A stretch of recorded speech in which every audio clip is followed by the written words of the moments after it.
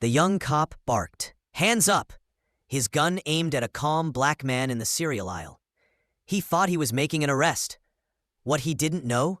His suspect wasn't just innocent, he was a federal agent. And the police chief he was about to call? The man's childhood best friend. Justice was about to strike back. James Carter wasn't just another man shopping on a quiet Saturday. He was a 45-year-old federal agent with 2 decades of service.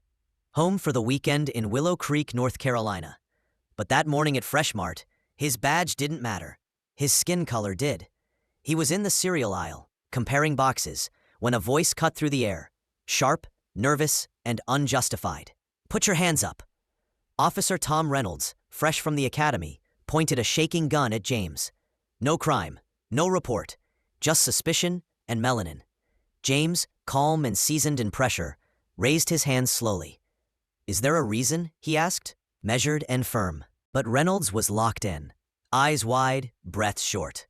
"You're loitering, acting suspicious." "I live here," James replied. "I'm shopping." But that wasn't enough. Reynolds wanted ID. James refused without cause, his right. That refusal triggered escalation. Reynolds shouted louder. People stared. A gun aimed at a man buying Cheerios. James could have shown his badge, but he didn't. Because that wasn't the point. Instead, he said one name. "Call Chief Mike Thompson." Reynolds laughed, until James calmly dialed the number himself. Speakerphone on. "Mike, I'm at Fresh Mart. One of your officers has a gun pointed at me." Silence. Then the voice of Willow Creek's police chief rang through the phone, tight with disbelief and rage. "James, stay where you are. I'm on my way." Reynolds' face drained of color. The arrogance vanished. Minutes later, Chief Mike walked in. No lights, no sirens, just authority. He stood beside James, then turned on Reynolds. "You pulled a gun on a federal agent in broad daylight?" Reynolds stammered.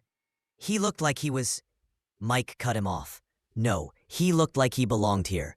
Turn in your badge, now." Right there, in aisle 7. Reynolds handed over his weapon and radio, but it didn't end there. Internal Affairs reviewed the footage. Racial bias, abuse of power, endangerment. Reynolds was fired by the end of the week. James didn't press charges. He didn't need headlines. He needed accountability. "If it happened to me," James told Mike, "what would have happened to someone without my badge? Someone who couldn't make a phone call like that." Willow Creek learned that day. Justice doesn't always roar. It sometimes speaks with calm, steady power. And for once, it listened.